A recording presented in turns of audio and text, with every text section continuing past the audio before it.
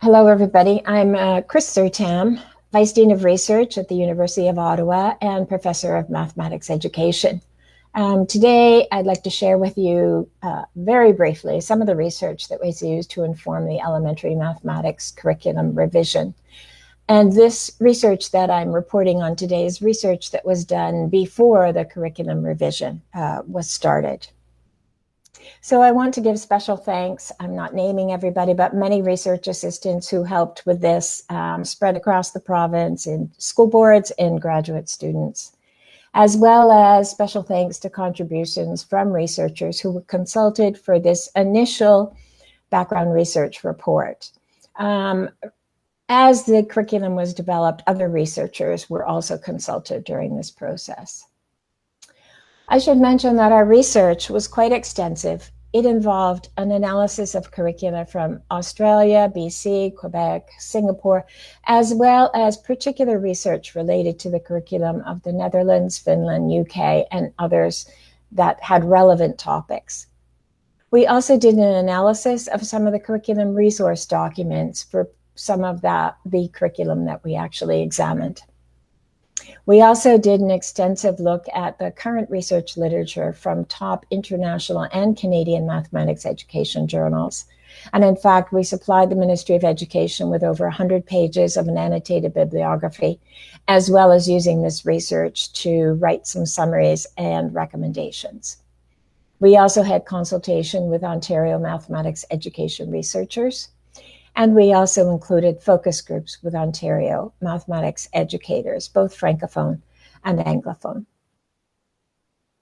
Our research focused on three main areas. So we looked at the curriculum structure, and that would cover things such as would we be using strands, big ideas, what are processes, what are frameworks, learning continua, and the format. We also looked at the curriculum content of a variety of different jurisdictions, as well as the research on that content. And we also looked at research on curriculum implementation.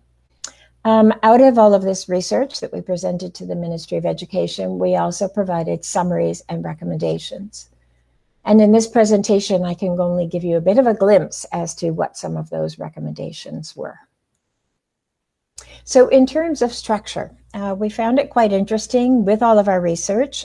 In some sense, we kind of expected that many of the current curricula and the newest curricula might be using a structure other than strands. And we were surprised to see that in most cases, the curriculum were organized by strands rather than some other organizing structure. However, we also noticed that the mathematical processes were regarded and highlighted, and in many cases, the curriculum described how they interact with the content. And as well, the discussion of strands in most of the curricula and the research talked about the integration of the strands so that the strands are not seen as silos, that they're integrated, and that all of these ideas come into play. We also recommend that there be a continuum of important mathematical ideas. In many of the curricula that we looked at, there were actually pop-ups that showed how a concept is developed over time. And some of this, of course, is built on some of the current learning trajectory research. And another thing that we noticed in some of the work of the most current curricula were the idea that it was digital. And by digital, I don't mean a PDF that's online. It's a dynamic curriculum. So that it would be possible to have pop-ups, have information, have resources that are all connected. I guess the way I would think about it was kind of a one-stop shopping so that what a teacher might need would be connected to that curriculum, and that it would be responsive to new ideas as well in terms of resources as they're developed. We also had recommendations in terms of content that needed to be considered and content that maybe needed to be looked at slightly differently. So, for instance, we suggested making sure that new research is included. As I mentioned, there's been quite a bit of work on, particularly in the early math, on learning trajectories, which often sounds like a linear kind of trajectory, but it actually could be a network of mathematical ideas. So to look at how mathematical ideas might be connected and what is it that we know about how students learn and how they develop concepts. What are some new areas of content that are emerging? And what are some cross-strand and cross-curricular connections?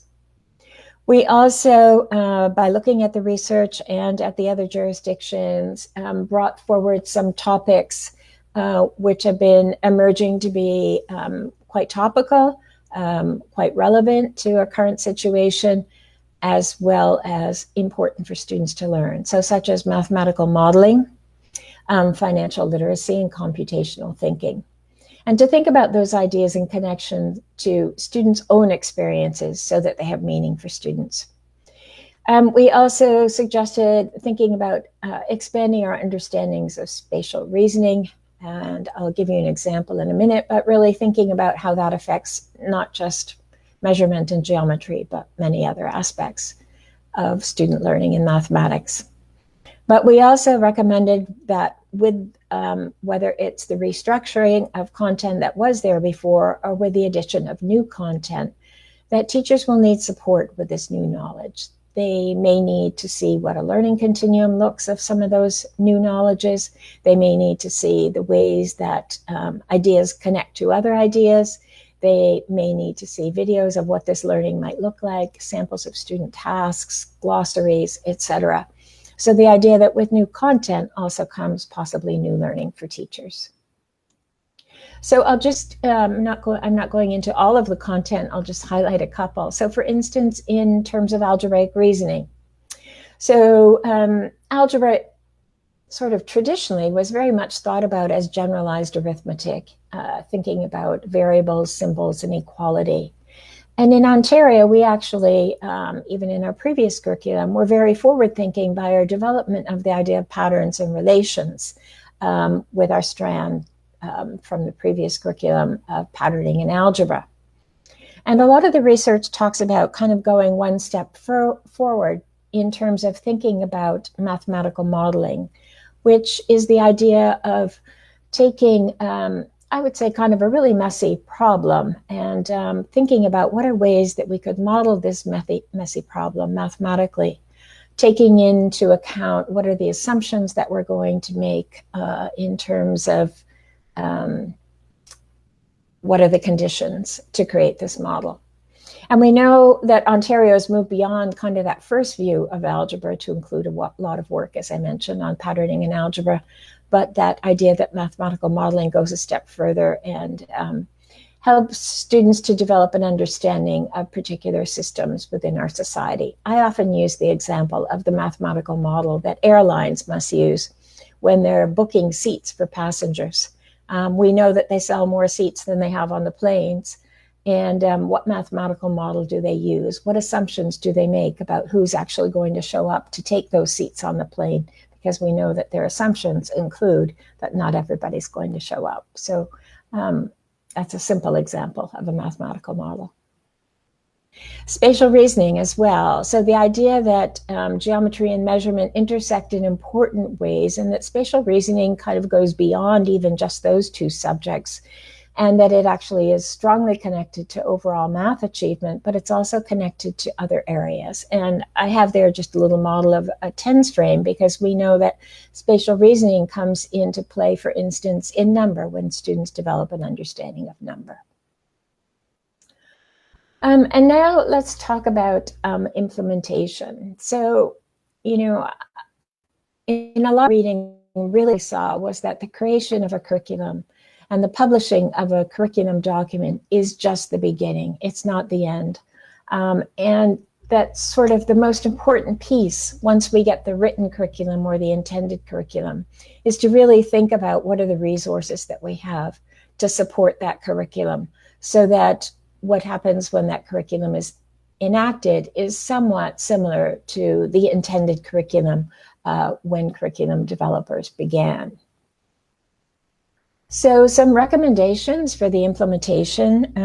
Our team very much highlighted that the implementation is extremely critical and it needs to be carefully planned, that those supports have to be in place as the curriculum is released, and that the curriculum should encourage a variety of pedagogical approaches so that teachers can see themselves in that curriculum and can see the students that they're teaching in that curriculum.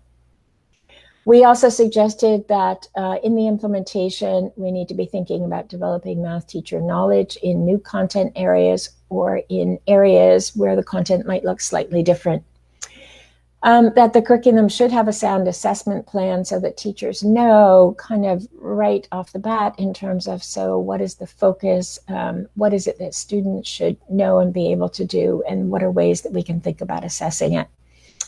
And the idea that teachers need not just one kind of professional learning, but a variety of professional learning opportunities to address this new knowledge and support required for implementation. So I'll conclude with some suggestions for professional development that we made. One was that the idea, of course, that it's multi-pronged. One would be that it's embedded in the curriculum. So that idea of having a dynamic curriculum might have clickable links, maybe with video, sample tasks, learning continua, samples of student learning, so that teachers don't have to go searching for ideas as to what this curriculum might look like. There's tons of research about the benefit of professional learning communities to support teachers so that teachers are not isolated and alone thinking about how is it that I implement this curriculum? What are the new ideas and what is my classroom going to look like? It helps to maintain some consistency in implementation, of course, allowing for a variety of teacher styles and student context. But it really helps to support teachers as they navigate some of the changes that they're going to be making. And also that they need to have easy access to knowledgeable resource people who can support mathematics knowledge for teaching and to help teachers kind of have some ready answers to some of the questions that they're going to face as they implement them. So that was a really brief overview in terms of some of the research that helped to inform the design of the curriculum. It's quite brief because the actual research report was about 200 pages. And as a team, we tried to supply the ministry curriculum writing team with quite a bit of information and research that they could then go to as they did their work. So thank you very much and best of luck.